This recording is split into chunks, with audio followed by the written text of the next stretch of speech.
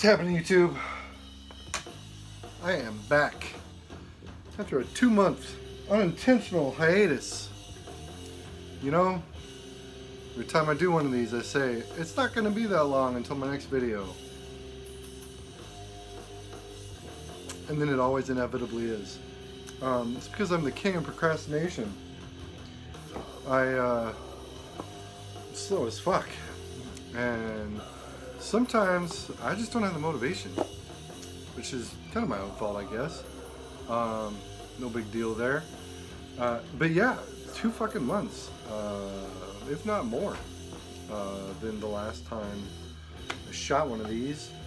And the majority of my content as of late has all been movie based, which is cool. That's going to continue. But not today. I want to talk about some fucking records and not soundtracks, which is also rare because when I have talked about records as of late, they've been soundtracks, and not today. I have got a stack of shit that I've been stoked on, and it's a combination, come from a combination of a few things, some birthday stuff, trip to Daybreak Records here in Seattle, probably one of the best record shops in the area, run by some of the best people. And then my wife and I went down to Portland last week to visit some dear friends, hang out, eat some good food, do some shopping. So of course, you know, we had to hit Powell's and a few of the local record establishments while we were there. So yeah, I've been pretty hyped on these titles, what I'm about to pull. And I'm just going to go off the top of my head. You know, sometimes I kind of do a little bit of planning in advance, so I can at least get some facts down about what I'm about to show. But you know, this is off the cuff, like the old days. Anyway, drinking a Full Sail lime lager, refreshing brew after a long day at work. Let's get into this. So the first thing is something we grabbed in Portland. I'm pretty excited about this one. One of my longtime favorites. It's been a while since I've had a vinyl copy of this, so I'm really happy to have found this out in the wild. Fucking Darkness Descends, Dark Angel. I don't really feel like I should have to say too much about this record. It's an original pressing on Combat. Really nice shape. Came with the insert. Just lyrics as Combat did back in the day. That is actually an inner sleeve, but it's got some seam splits, so I took the album out. Got your old school Combat labels. And like I said, I shouldn't have to say too much about this particular album. Darkness Descends is a masterpiece. I love this record. Sometimes I'm conflicted as to whether I love this more than the follow-up. I really like Ron Reinhardt's vocals on the follow-up, but this album just destroys. It is so good, so thrashy, so savage, so relentlessly breakneck. It doesn't stop. From the point you put it on until each side stops, it's just a savage barrage of classic old school American thrash metal, and it fucking rules. It smokes. It's just as impactful now as when I first heard it, and I fucking love that record. So like I said, really hyped to have that one in the collection now. The next record we're going to go ahead and talk about was a snag from the same place the Dark Angel came from. This isn't an original pressing, unfortunately. It's Broken Bones, Bone Crusher. Love this record. Huge fan of the early Broken Bones stuff. Up through FOAD, I feel like some of the material on this record and the studio side of FOAD rivals what fucking Bones was doing in Discharge before he left that. Really great shit. No insert, so repress on Radiation Records. They did pretty decent jobs, and it's pretty true to the original. The labels aren't, of course, that classic combat core. You've got the Radiation label there.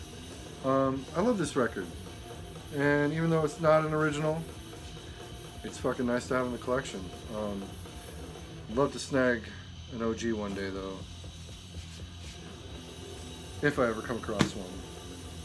Height. And another one from the same spot. And this is one that I'm really glad I was able to come across. I would have snagged it regardless, but talking about Whiplash, Power and Pain. This is the Wax Maniacs reissue, pretty much brand new, if I'm not mistaken. Fucking love this record. Everything I said about the Dark Angel, you could apply to this Whiplash album. It is relentless. Just a feral attack of American thrash metal. Savage, fast. It's so fucking good. Been looking for a copy of this on tape for a really long time. I've got Ticket to Mayhem on cassette. I really love that album too. It's the insert. Wax Maniacs, I think, though, they do a really good job with the reissues.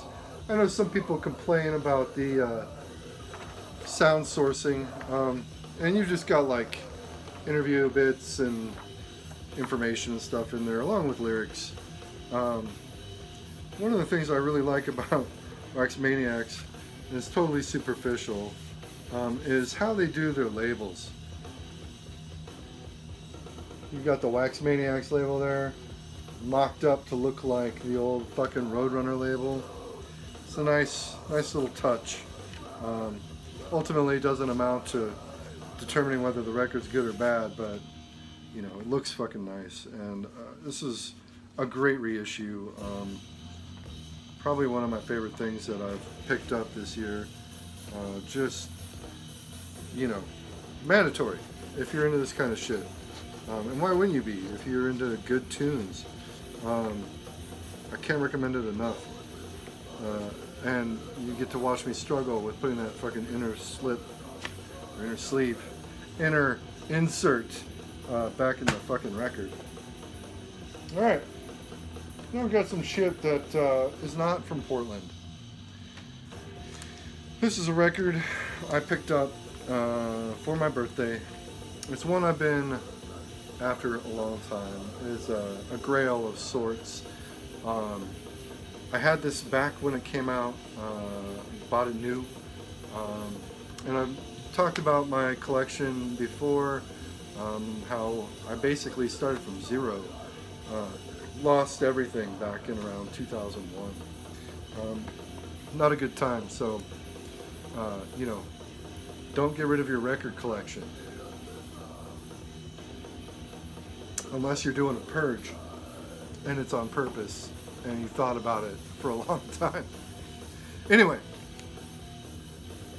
Grief's Torso. This album rules. Double LP. You got a total of 6 tracks. I mean, there's not much I can say about this album to give it or do it justice. If you're not familiar with this era of Grief, this followed up Miserably Ever After not too long afterwards. And then the album that came after it, actually pretty fucking good as well. I can't quite remember the title to that album. It's a bit more polished than Come to Grief. I think it's a bit better realized than Miserably Ever After. And don't get me wrong, I fucking love the raw Grief stuff. The Depression EP, the first Grief LP, fucking insanely good, and it's timeless music. As far as doom goes, I don't think it really gets much better than Grief, other than maybe early Noothgrush, Corrupted. You got your insert here. I always loved the artwork that accompanied these releases on Pessimizer Records. Really unique art style, whether you're talking about Grief or 16. That's the labels, real basic.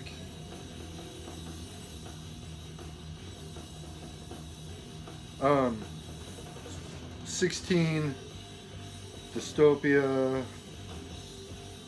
fucking Divisia, L-Dopa. Actually, I don't even know if L-Dopa was a Pessimizer band. I know they were on a Prank, and they shared kind of the same aesthetic as these Pessimizer bands. But point being, it was a bit unique, especially at the time when you were expecting a lot of like the fucking copy-paste Xerox business that you were getting with a lot of the crustcore and fucking power violence coming out of the Bay Area. It was a nice change of pace, and I think Grief did it better than a lot of the other bands. And you know, you look at the artwork on an album like this, and it actually gives you a sense of what the album itself is going to sound like, which, you know, I think back in the day, was kind of lost on some bands, but I digress. This is a great album. Honestly, you gotta listen to it. It is just pummeling, punishing, brutal fucking doom. And it's not groovy. It's one of the things I always loved about Grief. It's just pure sludge. Absolutely abysmal, hateful fucking music. It's great. And in that vein, you've got another one that I think is really overlooked, underrated, if acknowledged at all. That would be Sea of Deprivation. To my knowledge, this is their one and only album. This is another birthday item. This album fucking rules. If you want an idea of what it sounds like, just, I guess, imagine a more polished Dystopia. Custom labels. That was on Catchphrase Records. And the sleeve, for all you people who complain about like those Altair black metal record sleeves, and this is the same thing. I love this shit though, man. This is the type of record that I came up with when I was buying records as a kid. You know, titles on Profane Existence or Slap a Ham, fucking old Pessimizer albums, all kind of followed this format of fold-outs for the sleeves, because it was cheap and none of these bands had a lot of money. These guys were from Tempe, Arizona, if I'm not mistaken, and this stuff is just punishing and fucking, like I said about Grief, hateful, and depressing, but I love it. I don't know, something about it really, like, just kind of fucking tickles me, to be honest. It's just so fucking grim. You know, it's almost funny by today's standards. It's definitely got that, like, late 90s, 2000, 2001 angst that you found in a lot of crust bands that were exploring topics outside of politics. I don't know, this album is just fucking great, and I can't recommend it enough. It's excellent. Seek it out. This was a local pickup at Daybreak, and this is another one I'm super happy to have come across. Fucking Neurosis, Pain of Mind. Popped into my head because they just repressed this on Neurot. This is an original on Alchemy Records. And look at that artwork. I fucking love that cover art. I always have. And the back cover art isn't too shabby either. That kind of follows the template that I was talking about with Grief. This album came out about 10, 11, 12 years before that Grief album though. And this is the first Neurosis material. And it's one of the first Neurosis albums I ever heard. Got your insert, more of that awesome artwork. This ballpoint on paper, it's awesome. Lyrics. My only complaint about this record is the song Black. And this is something I've talked about before, I think maybe in live streams or if Neurosis has ever come up. Black is an absolutely ridiculous song. The music's fine, but the lyrics are just so bad. Talking about that late 90s, early 2000s angst that you found a lot of hardcore. It was derivative come the late 90s, early 2000s. For 87, I guess it wasn't that pokey, but it's definitely dated. And some of the stupidest shit Steve Von Till's ever screamed. Other than that, this is a perfect album. Without this record, there would be no fucking His Hero Is Gone. There'd be no Dystopia. It's amazing, and it's groundbreaking. You know, it's not my favorite Neurosis. That'd be fucking Souls at Zero, followed by Word Is Law. And then it's probably a tie between this and Enemy of the Sun. Fantastic stuff. Really glad to have that. The same place I managed to snag another one that I've been wanting for some time. Attitude Adjustment with American Paranoia. This album was released on Pussmort. It's Pusshead's label. You know, if you're not aware, by the name alone. And you can tell based off of the font or writing in this case, all drawn out by Pusshead himself. And you've got that typical Pussmort label, and then a custom label on the B-side. This album is awesome. It's just fantastic crossover, and not in the vein of like the Crumbsuckers or fucking Cryptic Slaughter or stuff of that ilk. This came from the West Coast ish. Got that inner sleeve. Again, I don't keep the records in these things. Usually when you find them, they're old and they've got seam splits. It's awesome stuff though. It's just full on balls to the wall crossover thrash. It's awesome. If it weren't for stuff like this, you'd have no fucking Iron Reagan or Foreseen or Power Trip. It's just fantastic. And one of the things I really appreciate about it is that it has like that West Coast sort of, I don't know, sound, mentality. It's definitely removed from the stuff that you were hearing coming from the East Coast at the same time. And coming from the West Coast, that East Coast stuff kind of went a little bit over my head, I guess, at the time when I was first really getting into this stuff as a kid. I do prefer the demo to this album. This album's fantastic. It's absolutely a must. If you're a fan of thrash, if you're a fan of crossover, you should just get it. And that cover art rules. One of my all-time favorite album covers right there. I love that shit. I got a couple more. I've had this one for a bit longer, and I never showed it, I don't think. This is an awesome one too. Another Grail, sort of.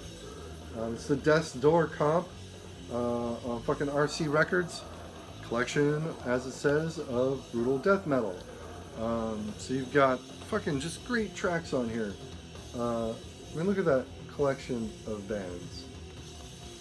fucking Morgoth, Pestilence, Sepultura, Obituary, Death, Deicide, Exhorter, Sadist, Believer, Cerebral Fix, Autopsy, no, wow, Autopsy, no, Atrocity, excuse me.